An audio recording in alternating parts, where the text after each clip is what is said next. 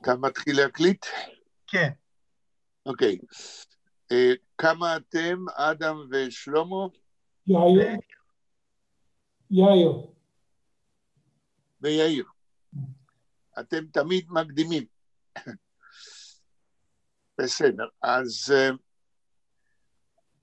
אני, לפני שנמשיך עם בשביס, אני רוצה שני דברים להזכיר. כבר קודם, לפני שהתחלנו להקליט, אמרתי משהו, אבל אני רוצה שזה יישאר מוקלט. היום זהו הפגישה מספר 77 בלרן יידיש אונליין. נדמה לי שהיום זה 15 בפברואר. נכון? כן, כן. 2021. ולפני שנמשיך עם אדם ובשביס, אני רוצה שני דברים להגיד. אתמול, ב5 אחרי הצהריים, אורגן מפגש בבית לוי דרך הזום, כדי לציין הופעת ספר שירים חדש של רבקה בסמן בן חיים, אולי המשוררת ביידיש המעניינת ביותר והוותיקה ביותר, שבעוד שבוע או משהו תהיה בת 96, והספר הוא ספר שירים שכולל דברים שמעולם לא פורסמו, שירים שהיא כתבה אפילו תחת שלטון הנאצי, במחנה קייזרוולד. היא בעצמה כנערה צעירה הייתה בגטו וילנה, ובארץ הביוגרפיה שלה היא מעניינת ביותר. בארץ ובעולם היא מוכרת, פרסמה נדמה לי כ12 ספרים של שירה. ושירתה מיוחדת במינה עד כדי כך שאנשים תהו ואולי תוהים עד היום איך שירה אופטימית כזאת, השירה כזאת בלשון יידיש, של ניצולת שואה, שחיה תחת שלטון הנאצי לפחות 5 שנים, אם לא יותר, איפה יש כאן האקו, כן, של התקופה הקשה כל כך שעברה עליה. נעשו כמה ניסיונות בודדים למצוא בשירתה כיצד אותם שנים קודרות משתקפים,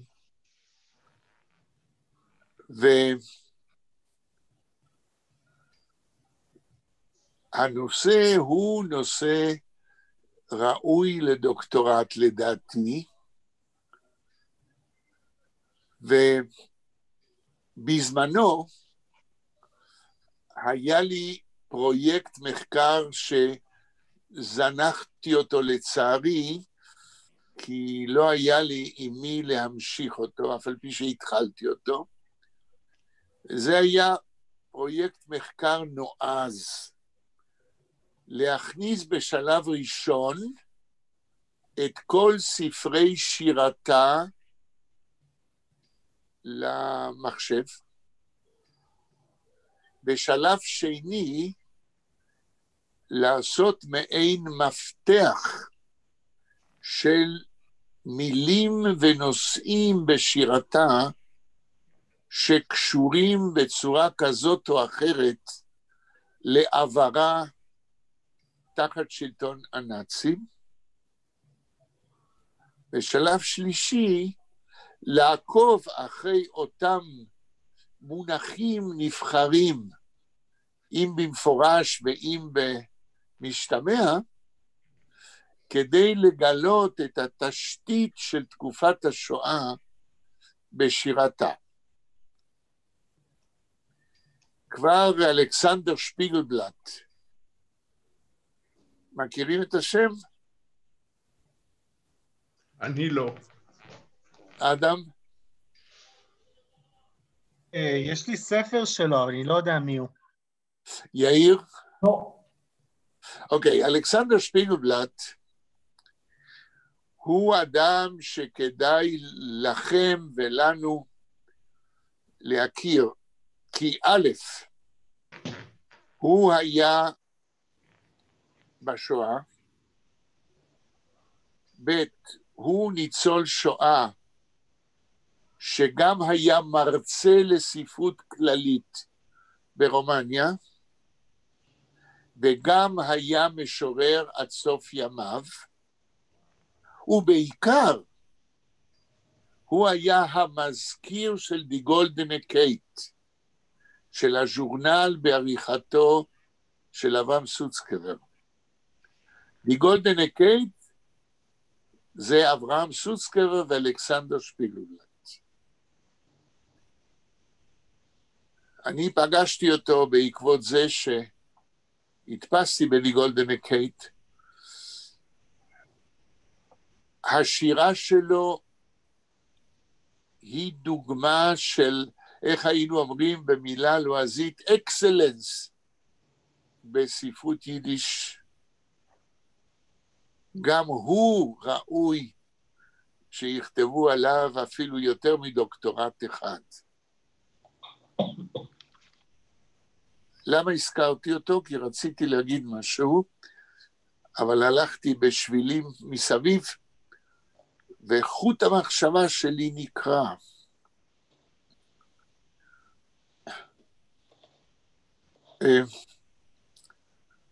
כן, אני צריך להיזכר מה היה קו הדיון. אני נזכר, אלכסנדר שפיגלבלט הוא אחד המעטים, היו עוד אחד או שניים, שניסו להתחקות אחרי התשתית של חוויות תקופת השואה בשירתה של רבקה בסטמן בן חיים. והוא בהחלט במבוא שהוא כתב לשני הכרכים של שירתה, שהופיעו לפני כמה עשרות שנים,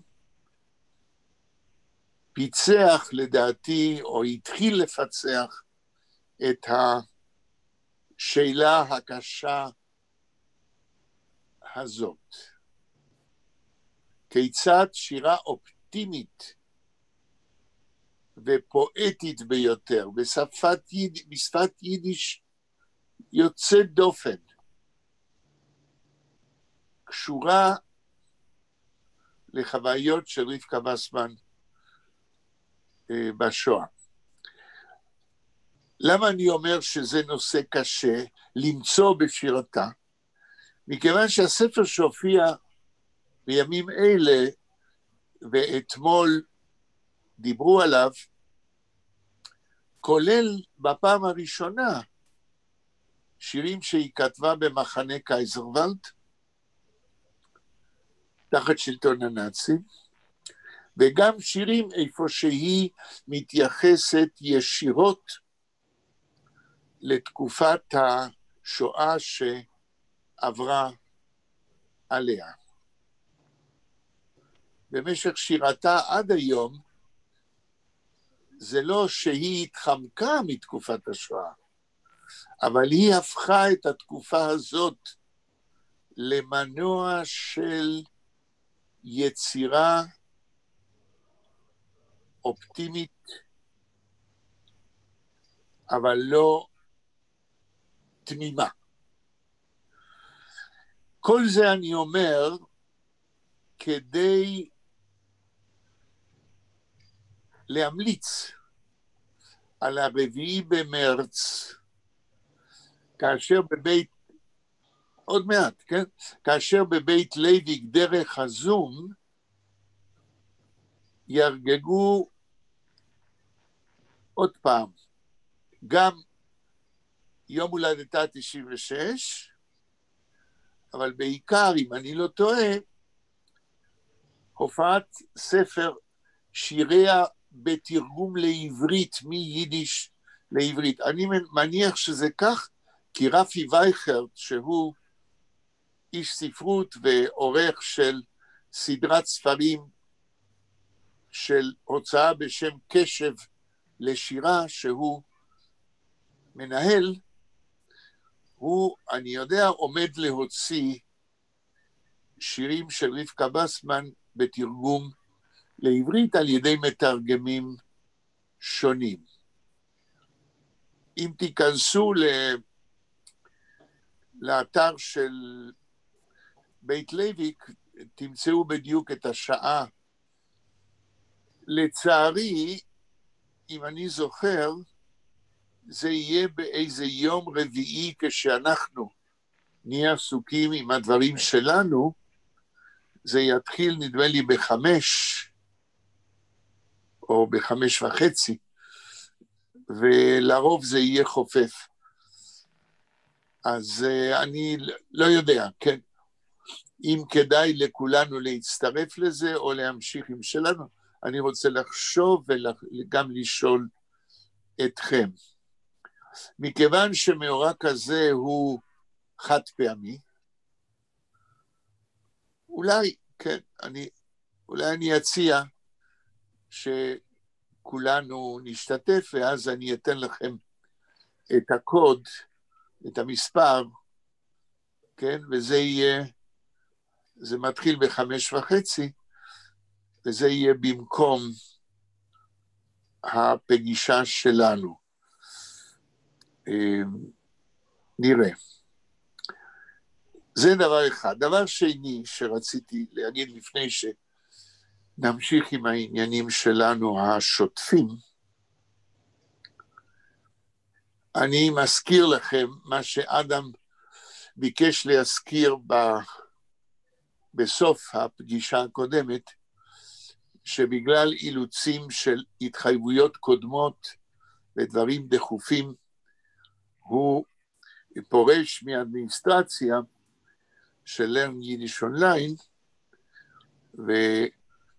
ועליי יהיה להחליט מי ימשיך לנהל את הצד האדמיניסטרטיבי הזה. אני עושה כבר ניסיונות למצוא, אבל אני רוצה שתהיו מוכנים לזה, ואני בעוד 10 ימים הודיע לכם דבר. עכשיו הדבר העיקרי של ההודעות שלי, אני מאוד הייתי רוצה, זה תלוי כמובן בהסכמה שלכם, אתם עדיין 3? אנה הצטרפה. אנה הצטרפה. בלה עוד לא פה? לא. עוד לא.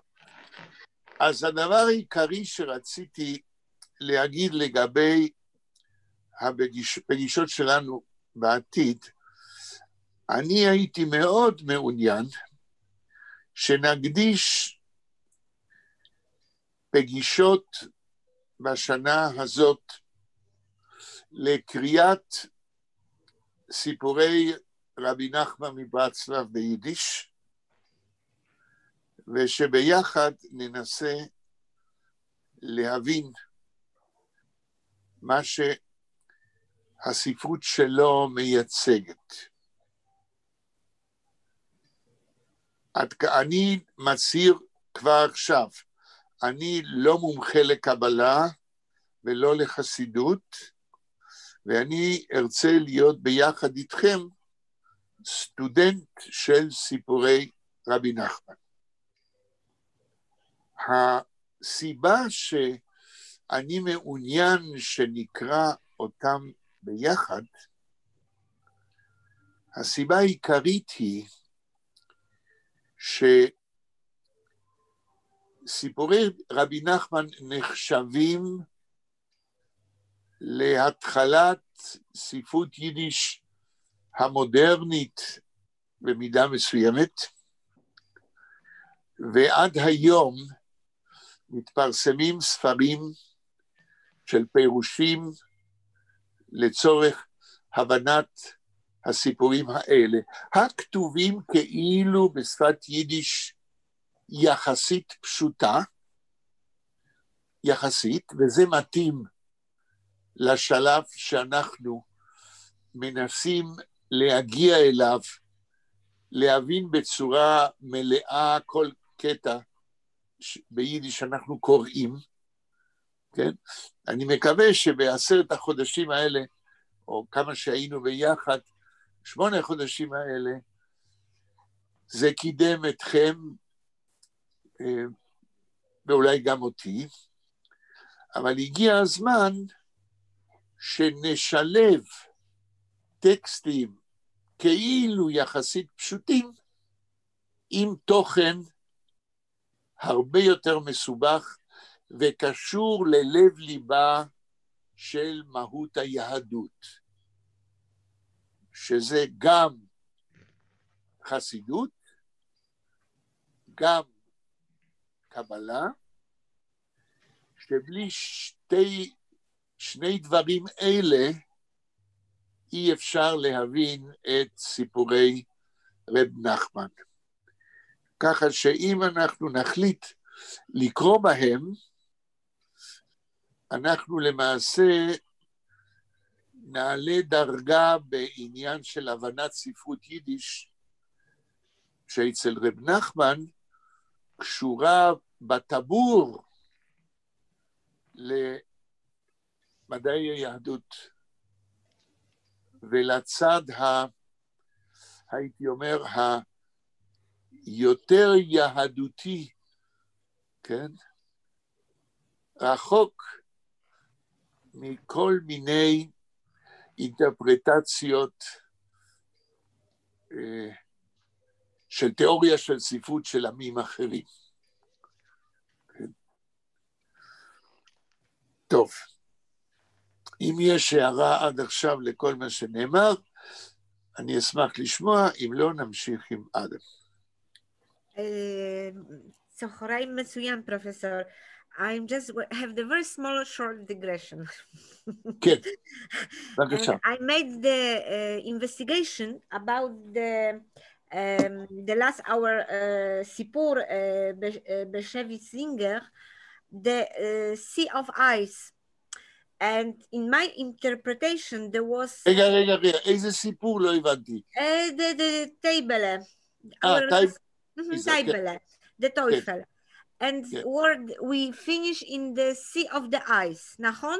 Right. So I made the investigation. This is the Sea of the Ice. It's from the Dante Alighieri. In the last position of the Inferno, in the hell. Okay. So I think the Zinger was, because he wrote from Sodom and frozen water, he was thinking about this point of the last position of the Lucifer house. It's meaning the place of the Lucifer. יפה. אוקיי, אז מה שאת אומרת, כמו תמיד, את מרימה לי להנחתה, כמו שאני אומר בכדור אף. זה נכון שבימים האחרונים אני פתאום תפסתי, כשחשבתי על הסיפור של בשביס, ועל השימוש שבשביס עושה בשדים, ובסיטרא אחרא, מה שקוראים הצד האחר של הנישגוטה, כמו שאדם אוהב להגיד. פתאום חשבתי שבספרות יידיש העניין מלא בסטרא אחרא. זה מתחיל במה שאנחנו קראנו. הרי קראנו את פרץ, את מוניש, שזה פורסם בסביבות 1888, אם אני לא טועה. זאת אומרת, בסוף המאה ה-19, והפואמה מתחילה, כן, בבית איפה שיש משל, כן, שהעולם הוא ים ואנחנו דגים, והשטן עומד ודג את האנשים, ועל סמך הפתיחה הזאת, כל הפואמה מבוססת שיש צד ימין, לומדי התורה, כן, ותלמידי החכמים, ומוניש שלומד גמרא, ויש צד משמאל שזה עולם השטן ולילית. אבל זה לא עניין מקרי. גם אצל בשביס אנחנו רואים שהוא מדבר על כך שיש צד אפל, כן, שהוא שונה מהצדדים הלגיטימיים והפוזיטיביים בחיי היהודים. האדם גם אצל פרץ וגם אצל בשביס נמצא בעולם הזה חשוף בסכנה לפיתוי מצד הנשגותה, מהצד הלא טוב. ובספרות יידיש יש לנו מה שהזכרתי לפני רגע, את רבי נחמן מברסלב. אצל רבי נחמן מברסלב, הצד של הסטרא אחרא קיים ועוד איך. גם אצלו יש כאילו חלוקה בין, הייתי אומר, הצד, הייתי קורא לזה, התמים של האדם, הצד של התמימות אצל בני אדם, ומצד שני, הצד של הפיתוי לדברים שהם מורידים את האדם מדרך הישר. אז יש לנו כבר שלושה, טוב, אולי אני אתן דוגמה, אצל רבי נחמן מברסלב, יש לו סיפור שאולי אפילו אם תחליטו שנקרא נתחיל בו, זה סיפור מחכם ותם. והוא בכוונה מעמיד זה מול זה שני אנשים שנולדו באותו זמן, למדו באותו בית ספר, אבל אחד הוא חכם, או במילה אחרת, sophisticated, כן? והשני הוא תם, innocent במובן החיובי של המילה, תמים, ומה קורה עם כל אחד מהם בחיים, כאשר החכם מגיב לכל דבר בתחכום sophisticated, ואילו התם, שהוא תמים, אבל לא אידיוט, אלא הוא תמים במובן חיובי, הולך עם התמימות שלו עד הסוף. אפשר להגיד שרבי נחמן מברסלב מעמיד זה מול זה את השכל החכם כדבר עיקרי שמנהיג את חייו, מול הרגש, האינטואיציה הטבעית של התם, ויש כאן מעין קונפרונטציה בין מי שמתנהל בתחכום על פי השכל בעיקר, ללא שיתוף הרגש, לבין מי שמתנהל בחיים על פי הרגש והאינטואיציה הישרה, מבלי לזלזל בסופיסטיקציה ובחוכמה, אבל בלי להשתמש בה כדבר עיקרי.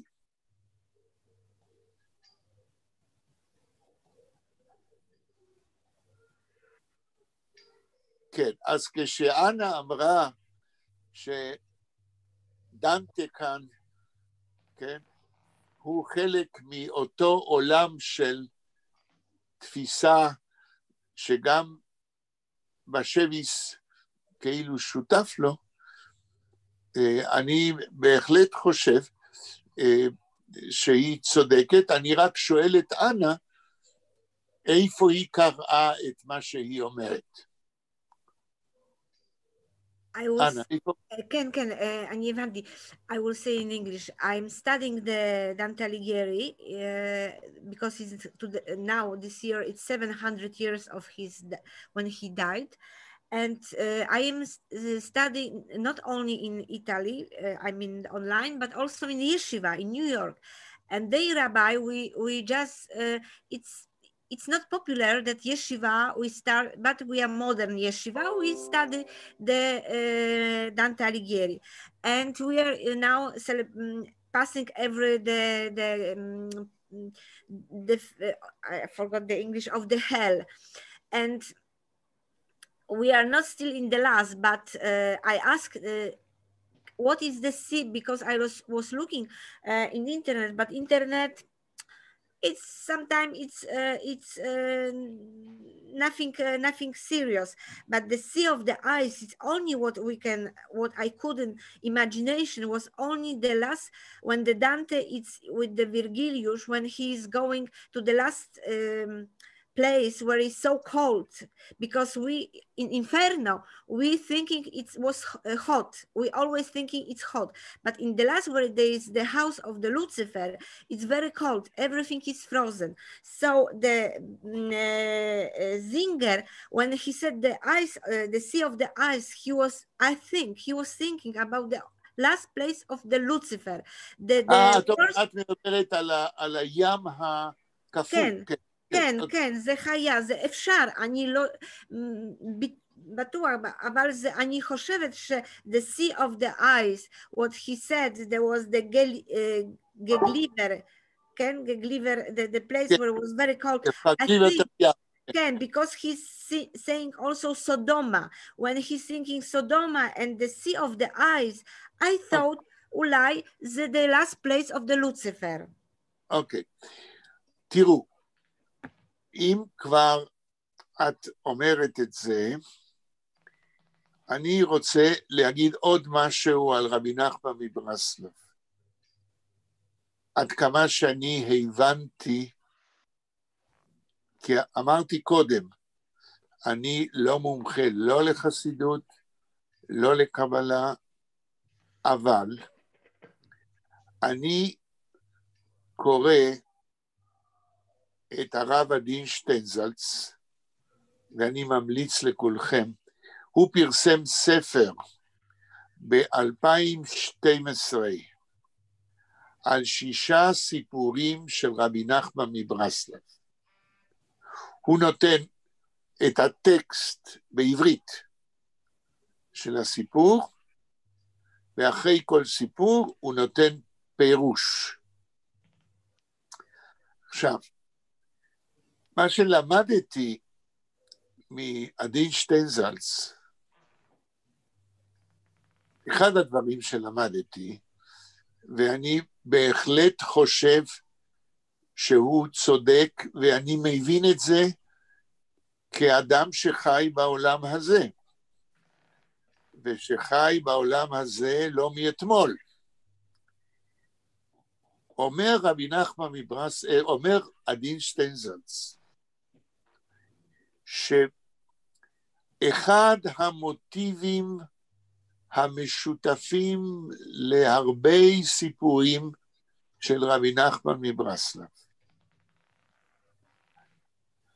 הוא שהאדם, כל אדם, יש לו שני סוגים של נשמה.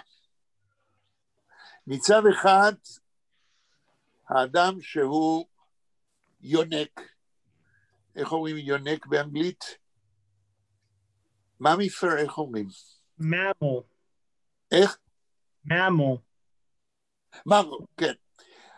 אז האדם הוא גם כן שייך, כן, ליונקים שבטבע, וכמוהם יש לו מה שאפשר לקרוא נשמה בהימית, לא במובן השלילי, אלא נשמה בהימית, זאת אומרת נשמה שעוזרת לו להתקיים בעולם הזה, ולחפש את הצרכים שלו, ולספק את הצרכים שלו, ולקיים את המצווה פרו ורבו, כן, וכו'. אבל, אומר רבי נחמן, או המוטיב אצלנו, לאדם יש עוד סוג של נשמה, וזה הוויכוח הגדול שלי, עכשיו אני עובר אל עצמי, זה הוויכוח הגדול שלי, אם אני לא אגיד שמות, כדי לא לעשות את זה יותר מדי פרסונלי, אבל זה הוויכוח שלי עם ביוכימאים ואנשי מדע במשפחה שלי, שהם לא היו מסכימים למה שרבי נחמן טוען, שיש לאדם גם עוד סוג של נשמה, וזוהי, איך הוא היה קורא לה, כן? זוהי נשמה אלוהית. מה זאת אומרת? זוהי נשמה שמופרדת ושונה מהנשמה הבהמית בכך שהיא עוסקת, וזה אני אומר את זה במילים שלי, בתחושה שיש דברים אבסולוטיים שלא קשורים לחוקי הטבע. ומבחינה זאת, אותו חכם, בסיפור של רבי נחמן, של חכם ותם, אותו חכם טוען לאורך כל הסיפור שאין אלוהים.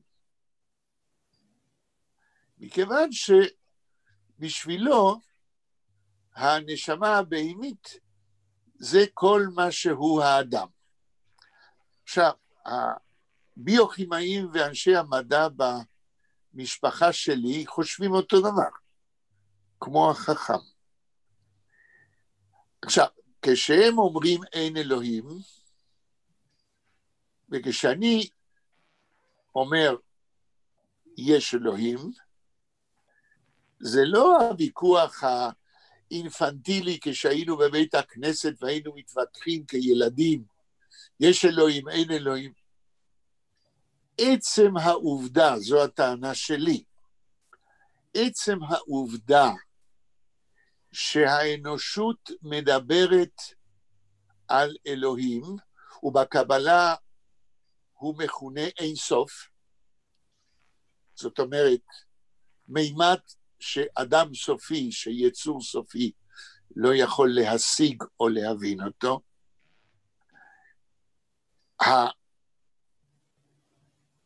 האינטואיציה שיש משהו אבסולוטי שהוא מעבר לצרכים של הקיום האנושי, האינטואיציה הזאת הביאה כנראה את האנושות לדבר על המושג הזה אלוהים. לא מדובר כאן בזקנצ'יק שיושב למעלה ומנהל את העולם, אלא מדובר בהשגה אנושית שחושבת כי עצם העובדה שהעולם קיים ולא נחרב, עצם העובדה זה נס כשלעצמו,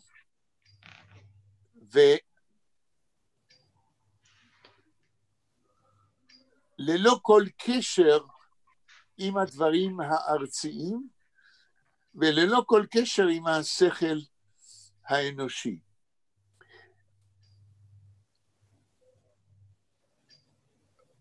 העימות הזה בין לשים את האדם במרכז היקום והקיום, לבין אלה שאומרים שצריך להיות משהו מעבר לזה, שאין לנו אפשרות להשיגו. זה אחד מהצירים בתוך סיפורי רבי נחמן, על יסוד החסידות ועל יסוד הקבלה, וזהו למעשה אחד הפירושים של מהות היהדות.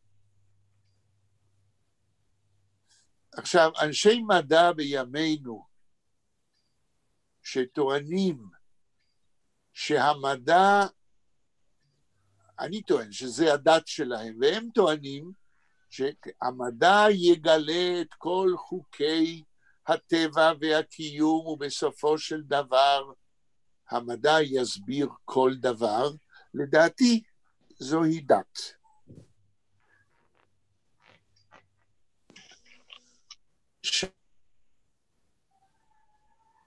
לא שומעים. אני לא שומע אותך. שומעים. לא, יכול. סליחה? היה איזה רגע שלא שמעו אותך, כן. אני אומר שאני טוען שיצור סופי כמו האדם לא מסוגל, לא יכול להיות מסוגל להבין תופעה אינסופית שזה מעל ומעבר לחייו הקצרים, ועל זה למעשה מבוססת החסידות והקבלה, ויש מי שרואה זאת כך, ואז הוא מסוגל להבין יותר את מהות היהדות, ויש מי שכופר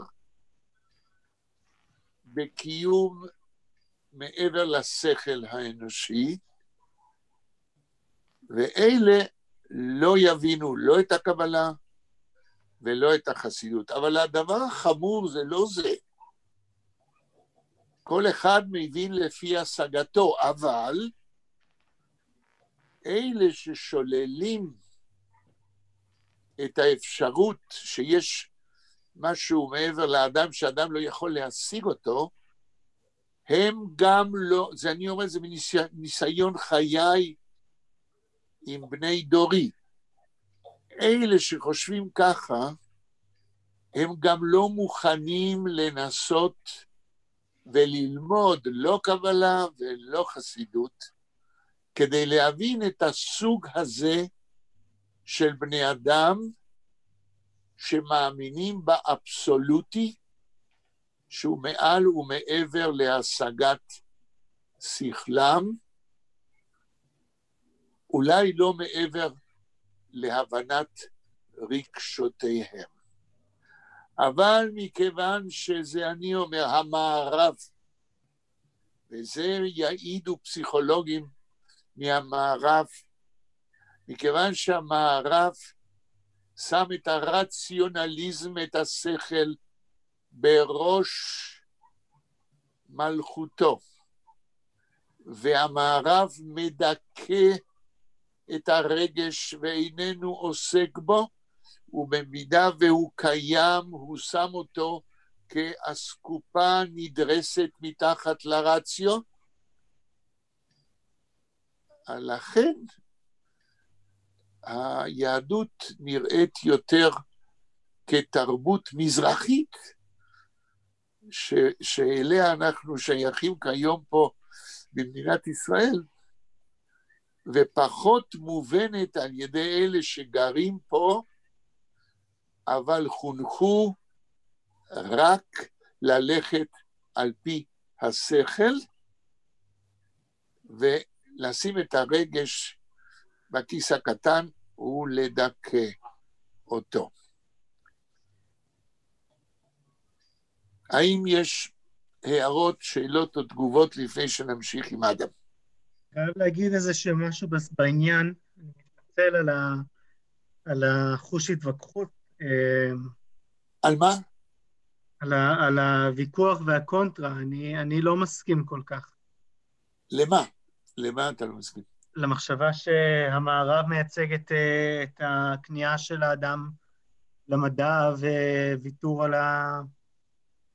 על האמונה. זה דבר אחד. אוקיי, למה אתה לא מסכים? תנמק, כן? ראשית כל, הרעיון של הפילוסוף, החכם והתם של רבי נחמן, מייצג את הקדמה אל מול הפונדמנטליזם, אפשר להגיד. בתקופה מאוד אנכרוניסטית, אנחנו לא מדברים על משהו שהוא הרי הגיוני לאותה תקופה, זה בשיא הרומנטיקה, והפחד של החסידים מהקדמה, אז רבי נחמן אומר, תראו איך אדם משכנע את עצמו שאין אלוהים. אבל זה לא משהו שהוא קיים רק ביהדות, אלא בכל העולם בזמנו. כלומר, אני לא חושב שאפשר להוציא את הנוצרים ואת האמונה שלהם מכלל קיום הערבי. מכלל מה? לא הבנתי, מכלל? כלומר, אני חושב שהדת הנוצרית גם כן יש בה אלמנטים פונדמנטליסטיים, כלומר, זה חלק מהמערב. גם במערב יש בין קדמה לבין פונדמנטליזם. אנחנו לא שומעים אותך עוד פעם. גם במערב? גם במערב ישנו ויכוח בין קדמה, ואני רוצה להגיד פונדמנטליזם, אבל זו מילה שיפוטית. לבין הדתיות והאמונה. אדם, סליחה, על הערה קטנה לפני שאתה ממשיך. גם המילה קדמה נדמה לי שהיא שיפוטית. נכון. כן. אבל זה מה שאני מנסה להגיד. הרי, כלומר, זה לא דברים שקשורים לאוריינט, התפיסות שהדת יש לה מקום ושהקדמה מוותרת עליה. זה קיים גם באוקסידנט. זה דבר אחד. ודבר שני, לגבי מהר הקרח של דנטה, כן. אני כמעט בטוח שבשביס היה מכיר את דנטה, אבל לדעתי הרעיון של השדים היהודים הוא לשמר אותם בתוך אזור של פולקלור יהודי. זה חלק מהסיפורים של הורמיזה, הם לנסות לקיים את עולם הרוחות והשדים היהודי, במנותק מעולם השדים הנוצרי והדנטאי. הדנטסקי. הדנטסטי. כן. כן, Adam, I just wanted to say that I am not saying 100. I was only just thinking in the way, because the sea of the eyes, I couldn't find in the folklore, Yehudi folklore. I couldn't find, maybe you know where is it. I just was thinking that it's the last part of the hell, because in this phrase, when you was translated, was he wanted to say there was so frozen, so was Gliver, that was so like the eyes, place of the eyes. So usually we say the Teufel, it's living where is the hot fire, and never I was thinking the worst place in the hell, it's Lucifer, where is the frozen. Okay, Dante was not the Nazrim, only for Nazrim. I am not agree.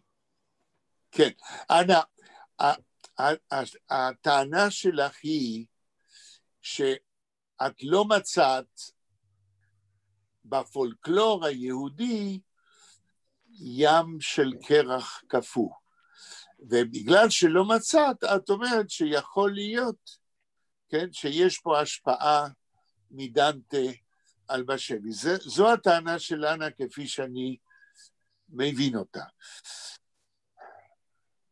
כן. אני רציתי עוד לומר מישהו גם... רצה להגיד?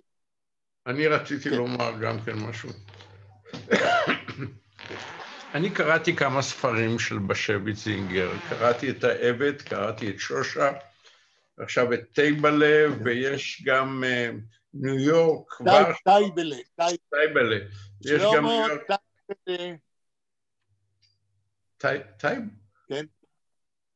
טייבלה, וקראתי גם את ניו יורק ורשה, שזה ספר ביוגרפי שהוא כותב על עצמו.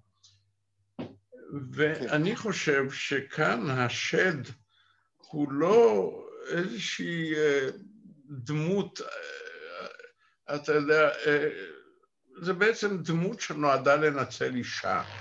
היא לא שייכת לאיזושהי דת ומדינה, ולא אלוהות, ולא שום דבר, כמו ששושה הייתה מפגרת, והוא התאהב במפגרת, כי זה היה מאוד נוח לו. עכשיו, כשאתה קורא את הביוגרפיה שלו, אתה מגלה שהאיש ככה חי. היו לו הרבה מאוד נשים, שכל אחת שימשה את הצרכים שלו בעיתם.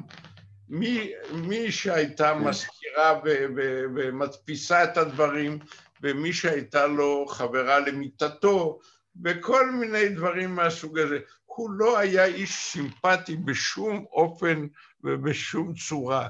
הוא היה איש נצלן ורע. זהו. כן. זאת אומרת, מה שאתה טוען, ואני מנסה פה להביא ל-common denominator, כמו שאומרים, מה שאתה טוען, שיש אצל בשביס הגבלה, מקבילה, פרלליות, בין חייו ויחסו לנשים, לבין סיפורים שבהם הוא מתאר מצבים שונים ויחסים שונים, שהוא חווה אותם בחייו. אני לא יודע אם אמרתי לכם, אולי כן אמרתי, אולי לא, שהוא כתב רומן שאני לא חושב שפורסם עד היום, בשם שוין. שוין ביידיש זה מה שאומרים באנגלית סקאם, כן? סקאם. על העולם התחתון והעולם הזנות והניצול של נשים באופן בינלאומי, בארגנטינה, ששם זה היה ידוע, בדרום אמריקה, ובוורשה. אחד הדברים שהטיחו בפניו של בשביס, ואולי גם את זה סיפרתי לכם. אהרון צייטלין הוא היה חבר קרוב של בשביס עוד מוורשה. האם סיפרתי לכם מה בשביס אמר סליחה, מה צייטלין אמר לבשביס יום אחד? אולי כן, אולי לא. אני אחזור על זה. אהרון צייטלין, כן, כשהיה כבר בניו יורק, וגם בשביס היה בניו יורק, הוא התכתב גם עם בשביס, אבל הוא לא היה הולך לדואר, אלא אשתו של אהרון צייטלין הייתה שולחת את המכתבים. והיה מכתב אחד שבשביס כתב, שאהרון צייטלין כתב לבשביס, אף על פי שהם היו באותה עיר, אבל אחרי תקופה ארוכה שלא התראו, אחרי שצייטלין היה בביקור במדינת ישראל, הוא חזר לניו יורק והוא כתב מכתב לבשביס, וזה היה בצורת, היו פעם איגרות, כן, שאתה כותב ושולח, וכנראה שאשתו של אהרון צייטלין, לפני שהיא שלחה את המכתב, הסתכלה בתוכו, ולא שלחה את המכתב. ואני מצאתי את המכתב בארכיון של אהרון צייטלין, בספרייה הלאומית בירושלים. ומה היה כתוב באיגרת הזאת?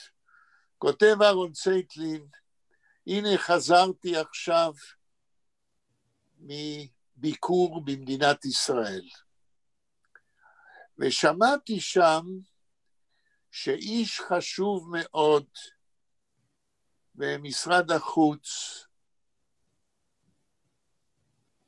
מת בזרועותיה של זונה, איש ידוע במדינת ישראל. אני מציע לך, הוא כותב לבשביס, תמהר ותברר את העניין, זהו בדיוק סיפור בשבילך. ואלמנתו, לא אלמנתו, אלא אשתו של אהרון צייטלין, קרא את זה, ולא שלחה את המכתב. כן? טוב. לא, זה מסתדר. זאת אומרת, אתה רואה את האיש הזה, כיצד הוא בוחר את הנושאים, וכיצד הוא מתייחס לאנשים שלו, בביוגרפיה של עצמו, באוטוביוגרפיה של עצמו, וכיצד הוא כותב על אנשים בסיפורים. זה איש, אתה לא צריך לתת לשדים פירוש אחר. אני מצטער, אני קוטע, אבל כי אני מרגיש שבוער לי להגיב. אבל כמובן שבשביס זינגר היה בן אדם זוועתי, כולם יודעים וכולם מסכימים, אבל אנחנו צריכים לראות את זה. לא שמעתי, היה אדם רע. הביוגרפים מסכימים שהוא היה כמו אייל גולן היום. בן אדם שמנצל נשים ולוקח אותן למיטה, אבל כשאנחנו קוראים את הסיפורים שלו, שם אנחנו מוצאים את הסימפתיה ואת האמפתיה שנעדרו מהחיים שלו. אני לא קראתי את שושה, ולפי התיאורים שלך זה נשמע שזה באמת סיפור קשה מאוד, זה זעתי מאוד, אבל בסיפור שלנו, שאנחנו קוראים, אנחנו לא דווקא רואים ניצול, אלא אנחנו צריכים לראות פה עזרה הדדית, אמפתיה, של שתי דמויות שבתוך חיי יום שלהם, בתוך הקהילתי שלהם, לא יכולים להיות שם אחד בשביל השני, אז הם מוצאים פתרון ביניים בשביל להיות שם אחד בשביל השני. בשביס עצמו היה, אני דיברתי פעם עם בן אדם שכותב את הביוגרפיה של בשביס, קוראים לו אילן סטאבנס, עיתונאי נראה לי מקסיקני. כן. והעליתי מולו את הסוגיה הזאת, מול הסיפור גימפלטם, שגם שם יש אדם שמזועזע וכולם צוחקים עליו, ובסוף הוא מחליט לשים שתן בתוך בצק של כולם, ואשתו המתה שבגדה בו כל השנים באה ואומרת לו, אל תעשה את זה. כאילו האמפתיה והסימפתיה שנעדרו מהחיים של בשביס נוצקים לתוך הסיפורים שלו. וזה מה שאני מציע פה. אדם, אין ספק שבשביס שהיה מוכשר כמו שד, אם אפשר להגיד כך, הוא תפס צדדים בחיים שהוא חשב שצריך לתאר אותם, וזוהי בהחלט זכותו, והוא ודאי לא המציא דברים שלא קיימים. אבל שלמה, אנחנו קטענו אותך באמצע. תוכל לגמור את ההערה. כן, אני רציתי רק להוסיף שאחד הדברים שאיכשהו לא מסתדר בדיוק עם מה שאמר אדם, למשל, היא שואלת אותו שם, האם אני צריכה ללכת למקווה? וזה איזשהו דבר כל כך יסודי, מי שגדל בסביבה הזאת, מה זאת אומרת לא ללכת למקווה? אין דבר כזה. והוא אומר לה, מה פתאום? את לא צריכה ללכת למקווה. זה, לפי דעתי, זה ניצול ציני שלה. רגע, אבל הוא אומר לה, למה? הוא אומר מפני שזה לא חל עלינו, כן? לא, בסדר, את התירוצים אני מכיר, אבל זה לא מנקה אותו. רגע, שלמה, השאלה אם זה תירוץ, או שעל ידי כך שבשמיס עונה שאלה כזאת בפיו של הורמיזה, הוא בעצם מדגיש עד כמה שחיים של שיידות זה דבר לא טהור. יש פה הפוך על הפוך. אני מתקשה לקבל את מה שאתה אומר, עם כל הכבוד. אני חושב שפשוט כך היה נוח לו, זה הכל. אני הייתי אומר, ואני מעיר לך שלמה על מה שאמרת, דבר אחרון, אני הייתי אומר שתראו, אני מציע, לפני שאני אומר אני מציע, החוג ליידיש שלנו באוניברסיטה בירושלים הוציא את הזיכרונות של בשריס אין מיין טאטוס בייסדין שטוב. מכירים את הספר? לא. אוקיי. האבא של בשריס, כן? כשבשריס חי עם האמא והאבא, היה לו בית דין בבית והוא היה פוסק בעיות. ובשריס היה כנער, כילד, שומע את הבעיות האיומות של זוגיות ושל חיים יומיומיים, של אנשים שהיו באים להידיין אצל האבא בבית הדין בבית שלו. מה אני רוצה להגיד? הספר הזה מעיד על כך שבשריס הכיר גם את העולם של ההלכה ומה שאביו עשה יום יום כרב, ולכן עם כל ההכרה של שני הצדדים, כמו שאמרנו בהתחלה, גם הסיטרא דימינה וגם הסיטרא אחרא, הצד האחר, מכיוון שהוא הכיר את שני הצדדים, הרי שכתיבתו מותר לנו לראות אותה לאו דווקא כאיזה ביטוי אישי במיוחד, אפילו שהוא היה חיים שלפעמים אפשר היה לראות השתקפות בסיפורים, אלא הסיפורים שלו מותר לראות אותם כמי שמסתכל, מכיר את שני הצדדים של הקיום האנושי, וכסופר הוא נמשך לתאר את הצדדים הקשים של החיים. כן? הייתי אומר, אני לא יודע אם זה תקף, אבל נגיד שבשמיס, בסיפורים שלו, הוא הצד האחר של רבי נחמן מברסלב. טוב. יאיר, כן? רוצה להגיד משהו? לא, אני הקשבתי נהניתי מאוד מעניין. אוקיי. בלה לא הגיע היום? לא. אוקיי. אדם, אנחנו ממשיכים לקרוא. תגיד לנו רק איזה עמוד ואיזה פסקה.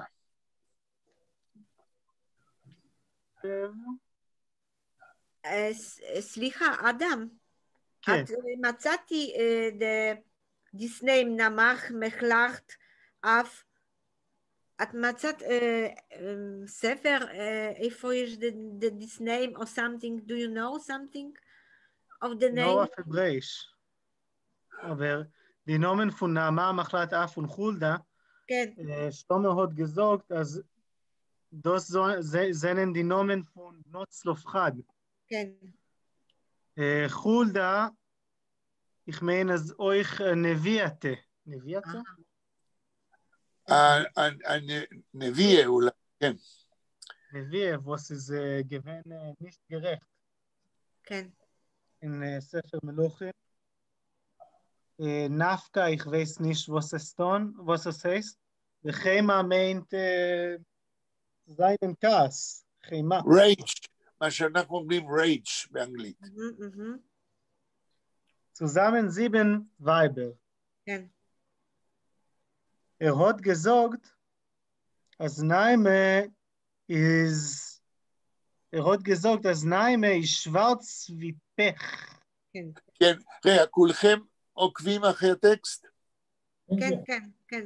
אוקיי, hat gesagt, das Name ist schwarz wie Pech, תרגום. הוא אמר שנעמה היא שחורה כמו פחם. פח, אמרת פחם? לא, פח, זה נדמה לי שמדובר על זפת שחור. יש לכם מילון? נסתכל. כן, מה זה פח? לא פחם. במאזל? לא.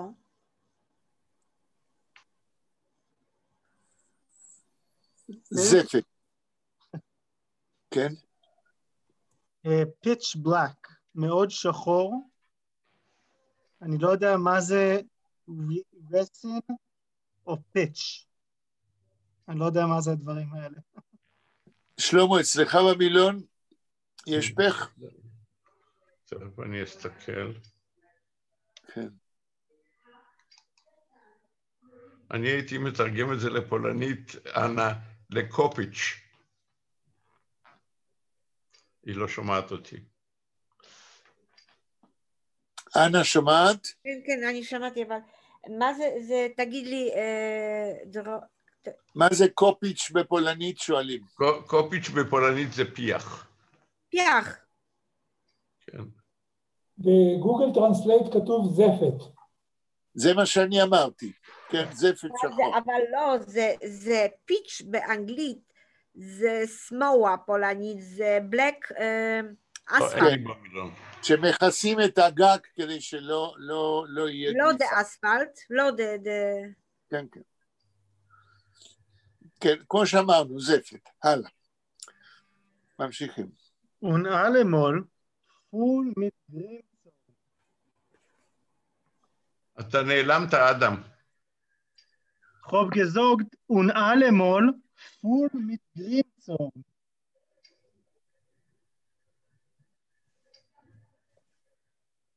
כן? אני לא יודע אם שומעים אותי. לא, המילה האחרונה לא. גרימצורן. ונעלמול. פול mit Grimzorn. אוקיי. ונעלמול, המילה זה פוכט. לא, פול. פול מתגרימצורן. אז היא שחורה כמו זפת, ונעלמול וכל פעם היא מלאה מתגרימצורן. רייץ', מה שהיינו אומרים באנגלית. עם כעס גדול. wenn sie kriegt sich mit ihm, speit sie mit Gift und von dem Nose... Speit. כן. speit sie mit Gift und von dem Noslöcher setzt a Flamm und a Räuch. אוקיי, תרגום. wenn sie kriegt sich mit ihm. שהיא רבה איתו. נכון. שפייטזי מתגיפט, כן. נושפת היא, לא, שפיין זה לירוק. יורקת. היא יורקת, עם רעל, גיפט. רעל, היא יורקת רעל, פונדינוז לחר מהנחיריים, מחורי האף, זצט אפלם ונרויך. כן. יושבים להבה לא, זץ זה לא יושבים. נכון שזיצן זה לשבת, אבל כאן המשמעות של המילה זצן, זה לא זיצן, אלא זצן. זצן, זאת אומרת, זורם בכוח, מתפרץ. תראו, אצל שלום עליכם, כאשר הוא נותן רשימה של 90 סוגים של מכות, אחד הסוגים של המכה זה הזץ, שזה קוליז'ן כזה חזק, התנגשות. פה זץ יוצא בכוח, כן? מתפרץ. אז מהנחיריים מתפרץ, מה מתפרץ? אש, להבה ועשן. נכון.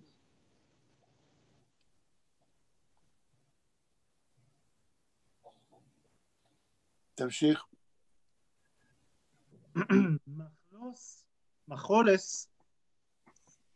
מחלת, הוטפונים, פונפיאבקה. אוקיי.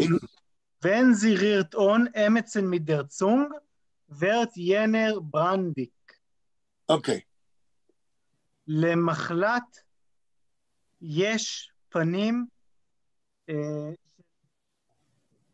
יבקה של ליץ', איך אומרים ליץ'? חילזון. איך אמרת, יאיר, מה אמרת? חילזון. לא.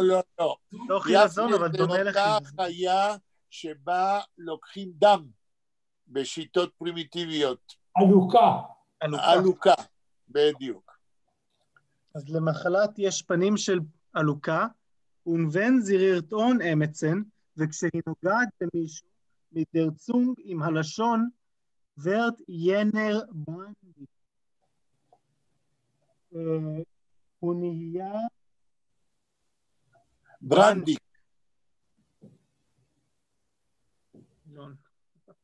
מי יכול לעזור מה זה ברנדיק?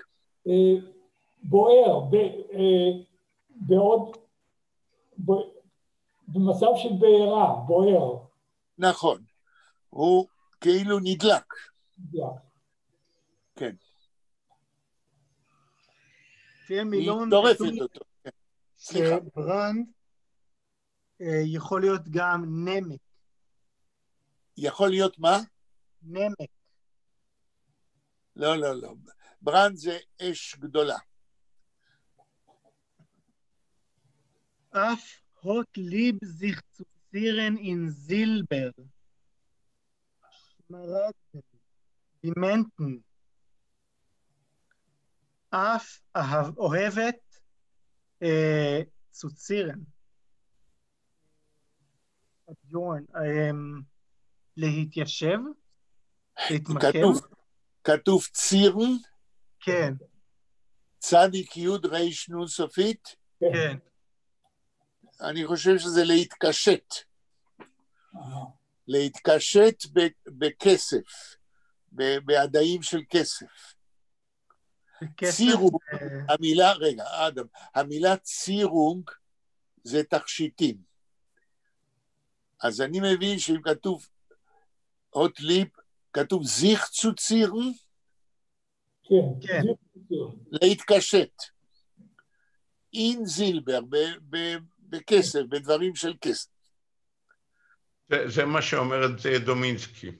נכון, הלאה. שמרגדן. כתוב שמרגדס, אסמרגד בעברית, רובי, זה אבנים יקרות, כן? Emerald. זה דימנטן, שזה יהלומים. כן. לא, יהלומים באים אחר כך. לא, ביהלומי אחר, סמרגת זה מה Emerald. שאומרים Emerald. בלועז רובי, אם אני לא טועה. זה אבן יקרה אדומה. כתוב כן, ולבסוף ברקת, דימנטן. ברקת, איך? אבן ברקת. אוקיי. ולבסוף היא אוהבת את הדימנטן שלה, את היהלומים. לא דימנטן, אלא דימנטן. דימנטן. כן. Diamonds. Die Zephyre זנן פון גינגולד. צמתה או צמותיה הם מזהב או נחושת? זהו, אז יש לנו גולד, השאלה מה זה הגין הזה. כנראה זהב טהור או משהו כזה. שלמה, יש לך את הגינגולד? אני מסתכל, לא, אין לזה... אין? אין לזה פירוש אצלי. אוקיי. כנראה, כן. כנראה שאתה... You like the bijouterie. טוב, זה באופן כללי. אבל גינגולד, אם אני לא טועה, ודאי שזה זהב, אבל זהב טהור. התוספת של הגין פה, כן? כן, לפי המילון זה זהב איכותי, פיין גולד. בדיוק, פיין גולד. המילון שלי מתרגם את זה לפז. פז, זהב. שזה גם כן זהב טהור, או כן. דרגה גבוהה של זהב, אוקיי. אף דיפיס טרוגזי ברסלטן מתגלקלך. כן. אין לי מושג. על כפות הרגליים שלה היא נושאת צמידים, ברסלטן, כן. מתגלקלך. עם פעמונים. עם פעמונים. גלוק זה פעמון, גלקלך פעמונים. וזיטת קלינט איבר אלה מדברס. מדבוריאס. מדבוריאס. כן. כאשר היא רוקדת, קלינט איבר, נשמעות או נשמעים, כל המדבריות. מצלצל מעל לכל המדבריות בגלל הפעמונים שיש לה ברגליים כשהיא רוקדת, כן. חולדה, הודוס גשטלט פונה קץ. לחולדה יש את הדמות של חתולה. כן. זירת נישט, נור מיאוקת. היא לא מדברת אלא רק מייללת. כן. די אויגן אירה זנן גרין ואגרס. כן. עיניה ירוקות כמו אגרס. אגרס זה פרי... It's this in Poland, the typical agres. מה זה? In Poland, agres? And the agres is the, it's like the gooseberry, something like that, but it's the green. You have the green, small, and it's the katan, the tree, it's katan. And you have in all gardens, it's popular. So every village... השאלה איך נקרא לזה בעברית, וזה אני לא יודע. דומינסקי מתרגמת את זה כענבי שועל. אולי היא יודעת. אני לא יודעת בעברית, אגרס. אוקיי, כן. זה פרי קטן ירוק. כן, כן, כן. שגדל בגינה או... בסאמר, it's in August. כן. אדם, הלאה. Wenn sie port sich, ist sie dabei Leber von a Bär. כשהיא שוכבת עם מישהו שהיא... כתוב פורטזיך. כן. כן, כשהיא מזדווגת, כן. כשהיא מזדווגת, ist sie dabei die Leber von a Bär. היא אוכלת. דרבי, תוך כדי כך. את הגופות של... לא, לבר. כבד. את הכבד. כבד של טוב. כבדים של טוב. כן. זלוכה. זלוקה. is a soine von Kohle meidlich. זלוקה. לא קולה, אלא קלה מידלך. קלה. זלוקה שונאת קלות. כן. זינם אויך צובי חסון עם דימחת.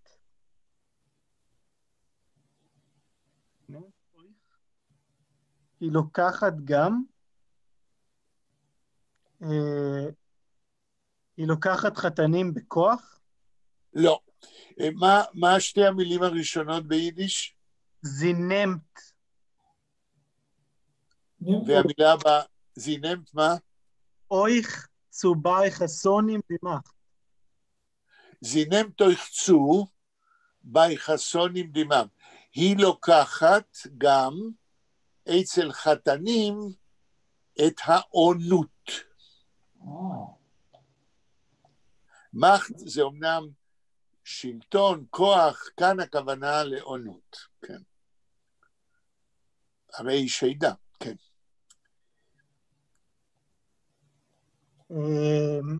Wenn a Kalle geht der Reus allein bei Nacht in der Zeit von die Sheva Broches, tanzt dir Zeluche a Kegen und die Kalle wird davon stumm.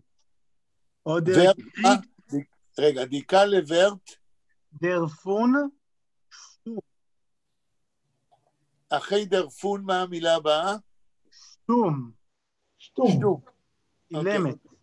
כן, תרגום. Oder kriegt a Verchapenisch. אוקיי. כשכלה יוצאת לבדה בלילה בזמן 7 הברכות, זאת אומרת, אחרי החתונה, מיד אחרי החתונה, כן? טנסטיר זלוקה הקגן, מתרקדת או רוקדת מולה זלוכה. כן. אונדיקלה ורט דרפון שטום, והקלה נהיית מכך אילמת. כן. או דר קריגט אפרחפניש. איך תתרגם קריקט אפרחפניש?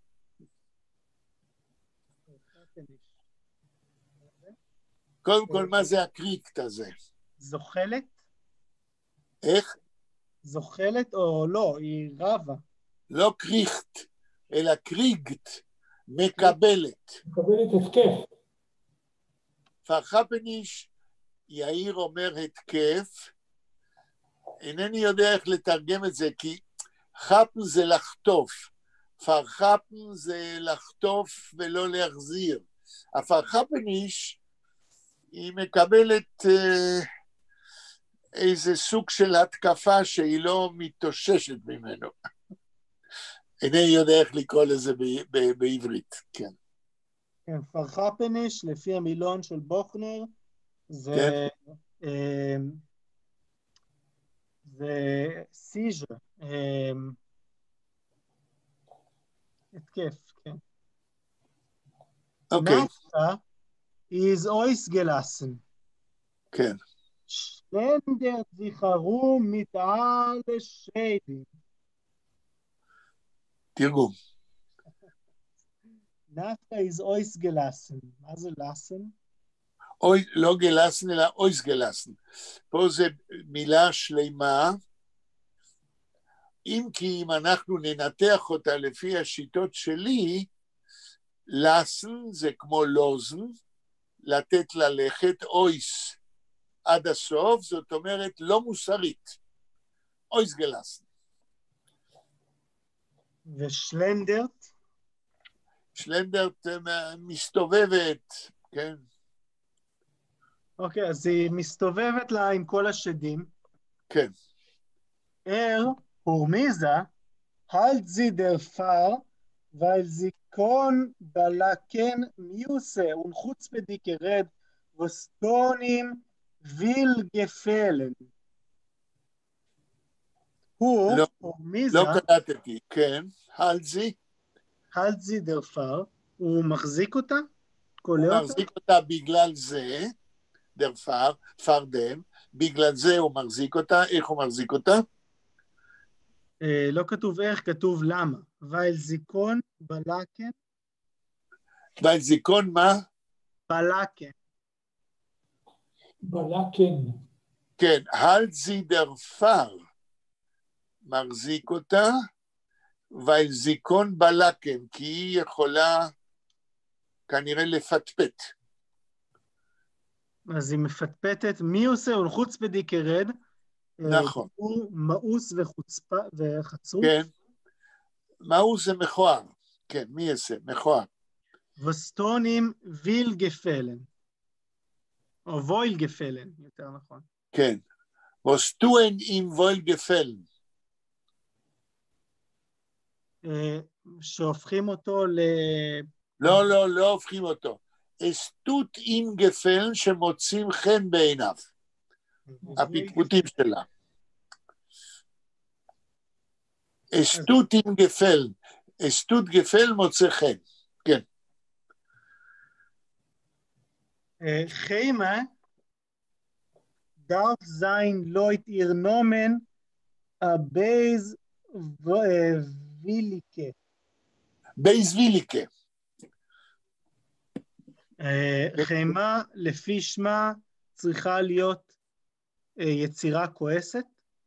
לא, ויליקה כאן זה מלשון ויל רצון, בייז ויליק נוטה לכעוס. רוצה לכעוס, נוטה לכעוס, כן. וינאימה דרף זין המילדה. אוברסיס פרקרט. כמו שנעמה צריכה להיות מילדה. מיילד, מתון. מתון, כן. מתונה, כן. אוברסיס פרקרט, אבל הפוך, להפך. כן, הדבר הוא למעשה הפוך על הפוך, כן. הפוך. חיימה זה שדיקה, השדיחה, או נגל. כן. חיימה היא שדה בלי... ללא מראה. ללא מראה. כן. זיתות צדוקה. פרקנט. דוסטייגן הייזר. דוסטייג אין? הייזר. הייזר. הייזר. כן. והוא דיבה לבוסטה, איז שלף. אוקיי, תרגום. היא עושה צדקה? נכון. השדות האלה הם ההפך מהשמות שלהם, כן? פרקנט. הילשה. הילשה את הבצק, תייג זה בצק. נכון, נכון. בבתים, איפה שבעלת הבית ישנה? לא, שלף זה לא שלוף. היא שלף איפה שהיא חלשה. איפה שבעלת הבית חלשה. Und bringt Bräut in Stuben, חשבתי שזה שטיבראי, wo es pfeift der Dalus. Wo es pfeift der Dalles. Wo es pfeift der Dalles. ומביאה לחם בבתים, כן. היכן שהדלות שורקת. זאת אומרת, בתים עניים ביותר. שורה.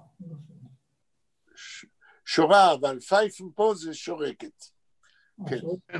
אצלנו היו אומרים, the Dalles pfeift von jeden Winkel.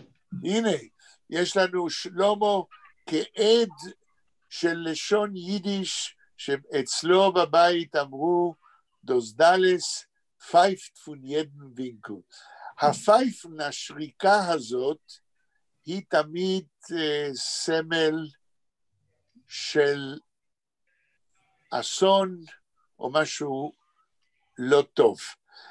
איך אומרים היום, כן, אפילו זוגתי שתחיה, שהיידיש אצלה זה רק משמיעה פה ושם בבית של ההורים, הרגית פייפן. נכון. נכון? והכוונה היא שהוא הולך לעזאזל פחות או יותר. אוקיי. הוא הולך לשרוק, הכוונה. כן. המדינה הלכה פייפל. המדינה הלכה פייפל. זה אומר לנו כקוראים לשים לב שאם אנחנו מצפים שכל השדים הם רעים ועושים דברים לא מוסריים, אז לא כך הדבר. נכון, כי הם שדים יהודיים שיודעים מה זה צדקה, כן? מה זה כל מיני מצוות לעזור לזולת, כן. אז בכלל, אדם, אני אומר לך, שאם פעם יהיה לך זמן, תכתוב דוקטורט על השדים היהודיים בספרות יידיש, כן? זה יכול להיות נורא מעניין. אם יש לי זמן. אז זוי hot Hormiza abgemalt seine Weiber. Wie verbringt mit sie, spielt mit sie, macht mit sie Kojelkes über die Dächer, tut ob allerlei Schalmäusen. שלמויזן, לא? לא, Schalmäusen. יש שלמויזן, כן. אוקיי. כך, הזוי hot Hormiza abgemalt seine Weiber, כך צייר הורמיזה את נשותיו, כן. wie verbringt mit sie. איך הוא שורף איתן? לא, איך שהוא מבלה איתם. פרברנגן, איך הוא מבלה איתם. פרברנגן, דרך אגב, פרברנגן זה ביטוי מאוד שגור אצל חסידים. כשהם נפגשים, החסידים, מסביב לכוס משקה, קוראים לזה אפרברנגן, בילוי, כן. שפילט mit sie, משחק איתן.